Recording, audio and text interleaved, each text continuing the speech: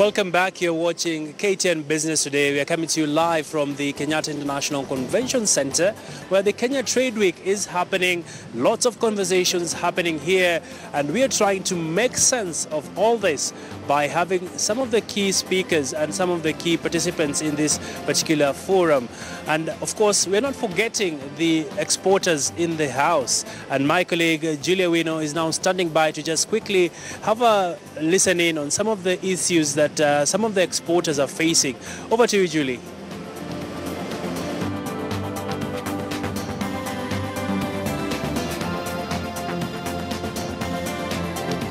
We'll be getting back to Julie in a short while.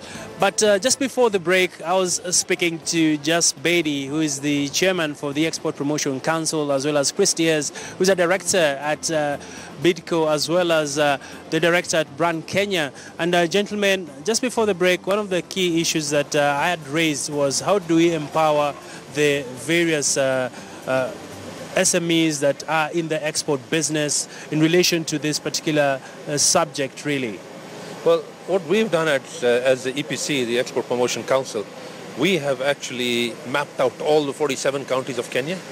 And what we've done is we've looked at what products are obtainable in those counties, what else we can do in those counties, and basically where the marketplace is and what they should develop. So we have a booklet here which we can share with you. For every county, we have got a whole business plan in a one-pager or one slide. I personally delivered that strategy to the Devolution Conference in Kakamega. And if Mombasa is 001 county, so on page 1 you will see Mombasa. It talks about its demographics, its population mix, its products available. So we've mapped out everything. Now we are encouraging the governors to use that as a blueprint and then disseminate into the young people, the SMEs, that this is what we have seen. Like, for example, if you can't grow mangoes, then so be it. All right. Yeah, do what you're good at, and let's take you to the marketplace with your competitive comparative advantages. All right. And Chris, you are also in the manufacturing business, and one of the big challenges is how to empower the SMEs in the value chain. It's one thing to source for raw materials. It's another thing to have a sustainable plan around this. And what are your thoughts on this, especially now that you're seeing a desire across the counties where people want to get into manufacturing as well? Well, thanks, Abby. And you know, as BIDCO Africa, we work very closely with the SMEs. Now, we have the SMEs coming from the soil to pen in terms of our edible oils, in terms of our soft oil. So we give out contract farming to farmers for soya, sunflower, and then we also crush this in Nakuru, and then the cake is made into animal feeds. Again, there we are with the Americans in terms of partnership with Land O'Lakes, and we are again giving back to agriculture. If you look forward, we also work with SMEs for distribution, and we encourage entrepreneurship, not only in terms of our product sales, but to get them partnership with the banks for financing to ensure our customers and consumers get the products right down the line across the country. All right. And like I mentioned, we now have been joined by the Cabinet Secretary for Trade and Industrialization. And many thanks, Waziri, for making the effort to come back. And thank you. I was a bit worried, but it's good to see you came back. No, thank you. There was a panel that you were sitting there. All right. I hope my PS could handle this so that I can handle the other. We appreciate. Yeah. So there's no breaking news. No breaking news.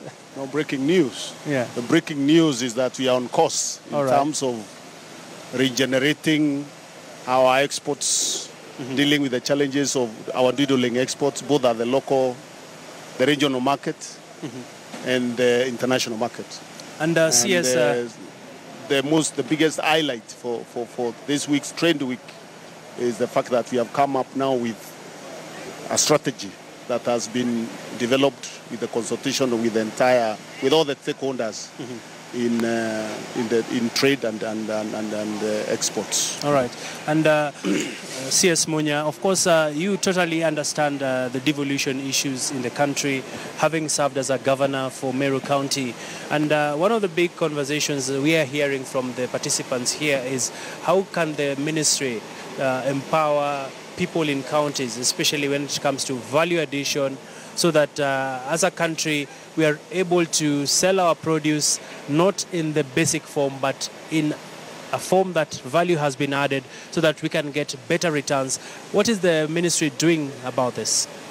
No, indeed, without involvement of counties, our strategy for export won't work, because agriculture is a devolved sector, and therefore primary production, crystallizing production at the local level, counties must get involved.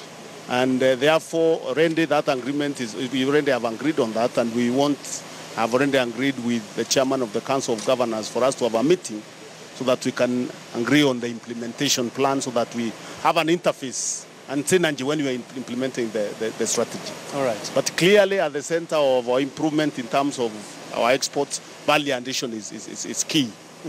And if you look at, for example, the American market, the opportunity we have in the American market, where we are accessing the market duty-free. The challenge is we are not able to produce enough and value add and meet the standard and be able to access the market. Even though we've been doing very well, we are number one in Africa in terms of accessing the AGOA market, but there is still a lot of room for improvement if we focus on value addition and focus on the value chains that have market there. Coffee, for example, is a big opportunity.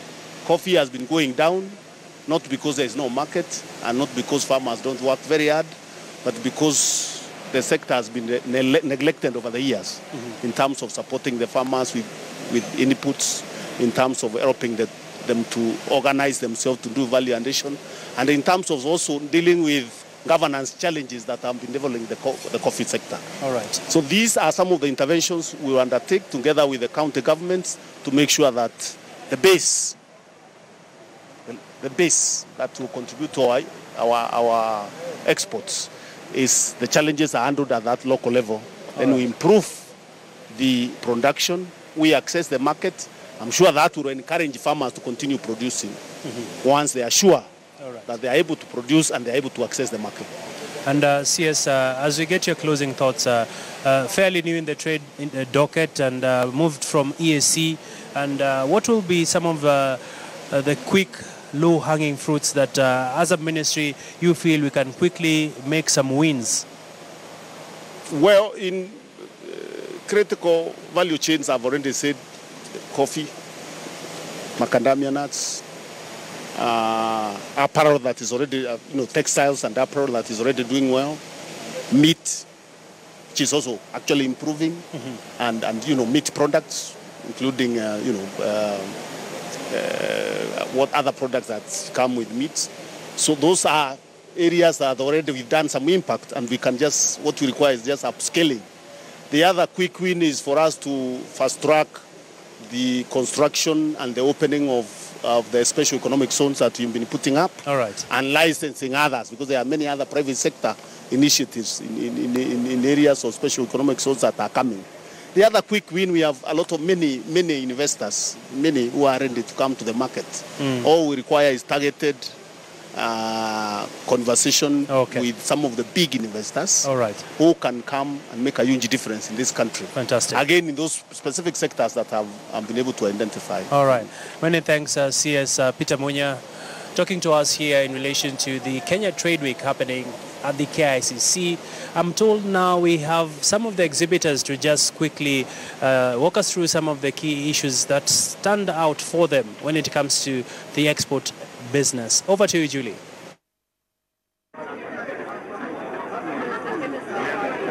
All right. Yes, Abby, what is still actually happening here is that one of the key things that is being addressed in this function is the fact that illicit trade has been rampant in the country for the past few years. And I'm so glad that I managed to be in one of the stands where we have one of the heads who's heading this, the Kenya Anti-Illicit House, the counterfeit agency, and I'll let him give us a brief on what exactly is happening from this end. Thank you so much for joining us, sir. Yeah, thank you. My name is Lema Halake. I'm the Executive Director for Anti-Counterfeit Agency. Here we are in this tent. What we are calling the Kenya Anti-Illicit House has brought together all the multi-agencies who are involved in the fight against illicit trade. And Anti-Counterfeit Agency is one of the agencies who are working within this framework. And basically our role is to deal with the problem of counterfeiting, but illicit trade generally is a problem across the board, and it cuts from counterfeiting to substandard to pirating and to custom-related violations.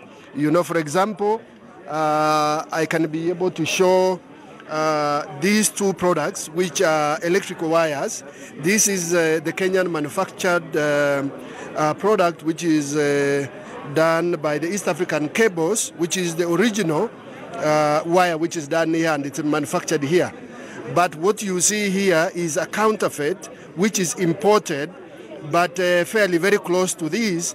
But in terms of the descriptions on the wire, what you will be able to find is that a lot of the registration here is missing. And therefore, the problem of illicit trade is a major problem in the country, and hence the reason why government has been able to put in together a multi-agency arrangement to fight the problem of illicit trade. And in this arrangement, we are now putting and pooling resources to be able to, fight this problem in a larger scale and be able to root it out. And for the Big Four, this is an important thing, because Big Four agenda cannot be realized if the illicit trade is going to continue in the country, because illicit trade is going to not allow manufacturing, is not allowing the housing and the health and the food and the food security we want to achieve. Right. Let me also ask you, being that illicit trade is going to be one of the main agendas come tomorrow's session, what are your expectations from this? Yes, tomorrow is the anti-illicit trade day for the trade week, and we will be having engagement on how the government, in partnership with the private sector, is addressing the problem of illicit. And therefore, we are going to have panel discussion, both composed of government, private sector, and consumers, to be able to dialogue on this matter. And therefore, I really want to invite everyone, to come and listen and contribute to how we are going to get rid of, illicit trade from our market. All right. Thank you so much, sir. If I could walk back to this last stand for the day. We actually have a lot of activities going on here, and one of them is an avocado. Thank you so much, sir, for joining us. This is KTN News. Maybe you could explain to us, Nyeri County, we're in Nairobi, what is happening, what exactly is happening in this stand? So we are showcasing products made in Kenya by Kenyans. And because we thought as a county, Nyeri County is making so many products, we thought we showcase what we have in Nyeri County, and as a group, because there's so much potential in our county, and it needs to be out there, it needs to be seen out there by people. People need to know what we are doing in Nyeri County. We are making coffee, we are making oils, we are doing so many things, and even much more that is not here. And we just wanted to create that awareness, and that's why we came to this exhibition. All right. Yeah. Thank you so much, Abby. There's a lot going on from this, and this is a whole week event, meaning that even manufacturers who have not been knowing about what exactly is happening here, they have an opportunity to come and showcase what exactly they have. Back to you, Abby.